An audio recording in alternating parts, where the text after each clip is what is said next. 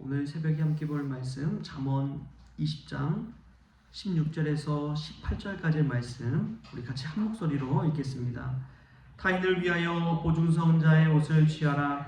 외인들을 위하여 보증선자는 그의 몸을 볼모 잡을지니라. 속이고 취한 음식물은 사람에게 맛이 좋은 듯하나 후에는 그의 입에 모래가 가득하게 되리라. 경영은 응함으로 성취하나니 지략을 베풀고 전쟁할지니라. 아멘. 할렐루야.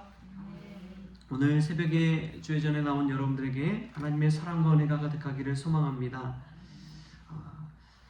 솔로몬의 이 잠언을 보면 그것은 단순히 이 세상을 살아가는 처세술이 아니라는 것을 알게 됩니다.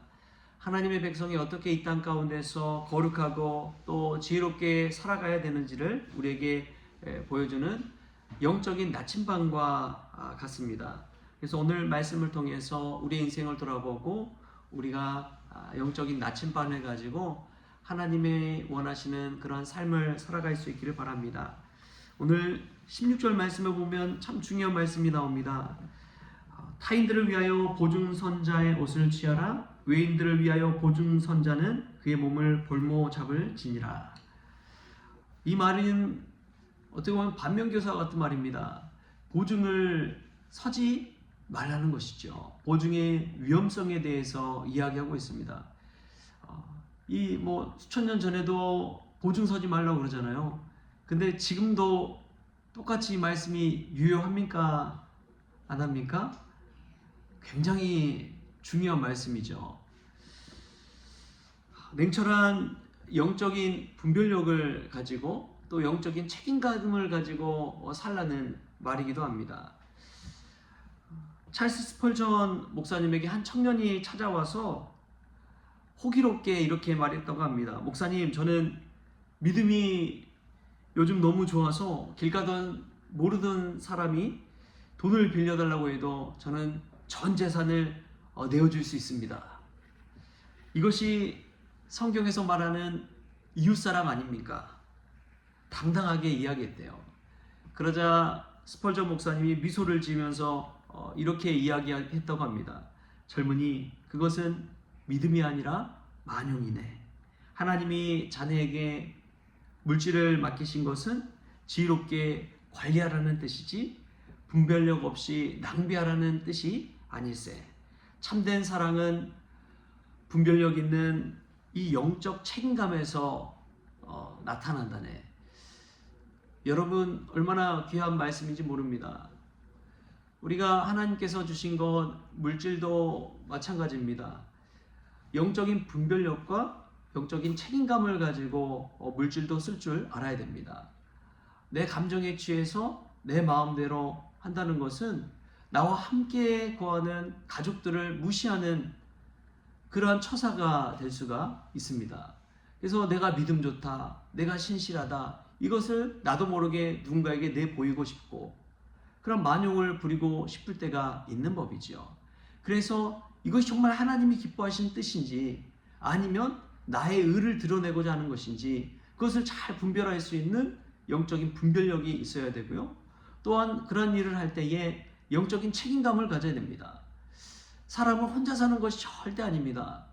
나와 늘 함께하는 그런 가족들이 있는 것이죠. 어떤 목사님이 그러시더라고요. 본인이 이제 외부 활동을 할 때 자기는 그냥 자기 마음대로 판단해서 하지 않는다고. 왜냐하면 자기는 교회를 대표하기 때문에 교회를 대표하는 마음을 가지고 행동하고 또 말해야지 그냥 내 마음대로 내 뜻대로 그냥 해서는 안 된다고. 정말 그 말이 100번 1000번 맞더라고요. 저는 개인인 것 같지만 여러분 절대 그렇지 않습니다.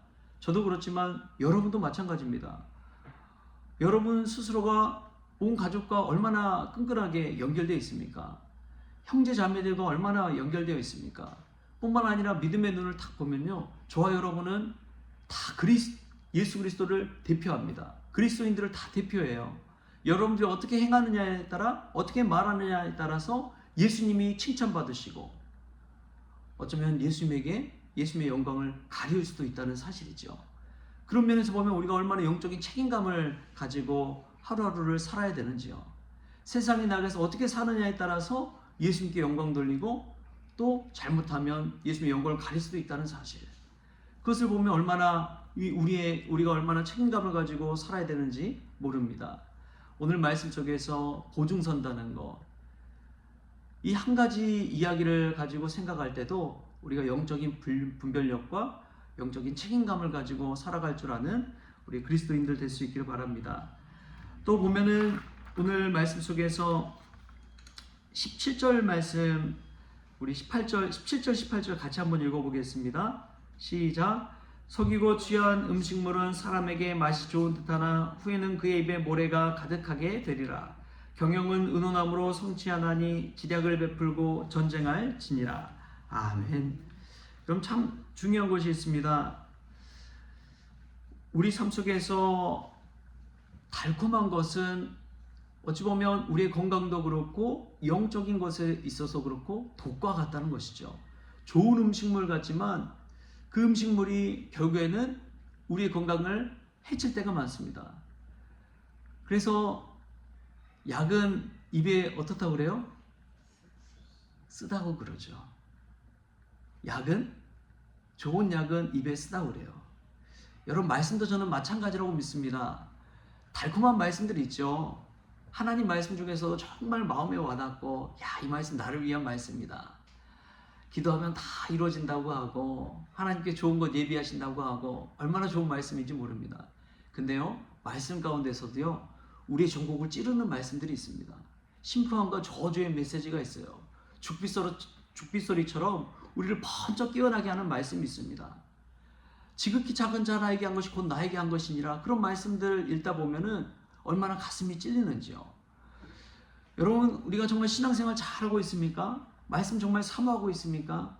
하나님 사모하는 마음으로 얼마나 하나님께 가까이 나아가고 있습니까? 세상 살아가면서 나를 위해 살고 있지는 않습니까? 자기 배를 채우기 위해서 급급하고 있지는 않습니까? 여러분에게 여러분 칭찬하는 메시지, 여러분 잘하고 있다는 메시지 정말 은혜스럽죠. 근데 말씀을 통해 네가 정말 하나님의 뜻대로 살아가고 있는지 깨닫게 하는 그런 말씀들이 있습니다. 여러분에게 싫은 소리 하는 분들이요, 생각해보면 여러분 정말 사랑하는 사람들이에요. 여러분 가족들 보세요. 여러분 가족들이 여러분 좋은 말씀 합니까? 안 합니까? 잘 안 하잖아요. 정신 차려야 돼. 열심히 살아야 돼. 겸손해야 돼. 다 정말 사랑하는 사람들이, 가족들이 여러분들에게 그런 메시지 하잖아요. 정말 여러분을 사랑하는 사람은 여러분들에게 바른 말 해주고 쓴소리하고 그런 사람이지 않습니까? 우리 박은경 집사님 계시지만 이재영 집사님이 그러는 거예요. 김옥승 권사님 재활 운동하는데 더 힘들더라도 운동하셔야 된다고. 휠체어 그냥 앉아서 가기보다 이 재활할 수 있도록 끌고 가야 된다고, 힘들어도. 옆에서 그렇게 이야기를 하는 거예요. 다 누구 위한 것입니까? 권사님 회복 위해서 한 이야기지요. 여러분, 하나님도 저는 마찬가지라고 믿습니다. 정말 하나님의 사람은 경고의 메시지, 심판의 메시지, 깨어있으란 메시지도 해야 돼요. 말씀 보라고 독려도 하고 권면도 하고 채찍질도 하고 해야 됩니다. 그래야지 신앙적으로 자라나는 것이지, 바른 길로 가는 것이지, 자기 좋을 대로 편한 대로만 위로의 메시지만 주면은 신앙이 점점 줄어들어 버립니다. 우리가 오늘 하나님의 죽빗소리를 들을 수 있길 바랍니다. 그러기 위해서 하나님께서는 늘 곁에 믿음의 동역자들을 보내주십니다. 온유한 사람 곁에는요, 정말 불같은 사람을 보내주시기도 해요. 성격이 전혀 다른 사람을 보내줍니다. 그래서요, 신앙생활 잘 할 수 있도록 옆에서 독려하고 세워주고 하는 것이죠. 종교개혁자 마틴 루터가 이 카톨릭 세력과 맞서 싸울 때 그에게는 늘 영적 침체와 두려움이 있었습니다. 그래서 늘 기도할 수밖에 없었어요. 그러면서도 하나님께서는 이 마틴 루터 곁에 아내를 보내주셨는데 카타리나 폼보라라는 아내를 보내주셨습니다. 근데 마틴 루터가 신부였잖아요. 근데 카타리나 폼보라는 수녀였습니다. 두 사람이 결혼을 한 거예요. 그때 당시도 그렇지만 지금도 그렇지만 결혼이 금지되어 있잖아요. 독처해야 되잖아요. 독신으로 살아야 되잖아요. 일평생. 근데 두 사람이 종교개혁을 같이 일으키는 동지로서 결혼을 한 거예요.